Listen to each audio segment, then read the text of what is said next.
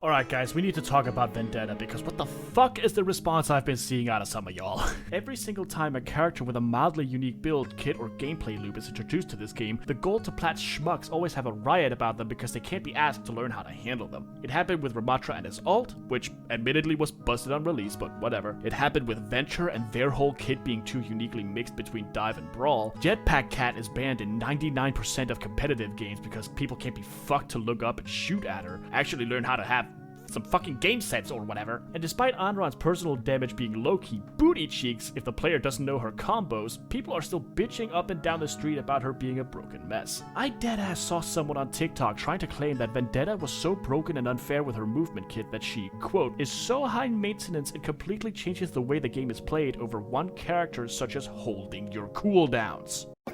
What you just said is one of the most insanely idiotic things I have ever heard.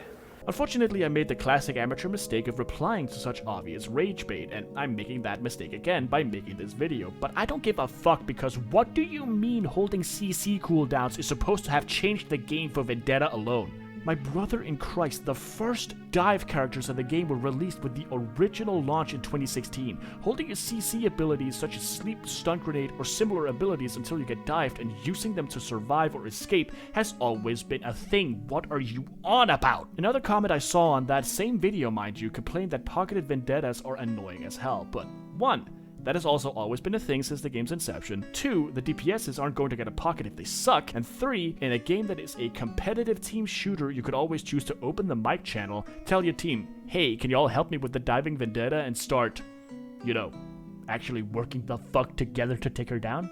The difference between a Gold 3 player and a Grandmaster 3 player is their approach and response to when something goes wrong in their games. A Gold 3 player will immediately start coming up with excuses for why that enemy character is broken, how they should be nerfed, and how this is an extremely unfair matchup. Or even worse, they will start blaming the rest of the team for not spinning 180 degrees and helping them the nanosecond they get dived when they refuse to pick up their shitty Walmart Blue Yeti microphones and tell the team, hey, I could really use some help back here.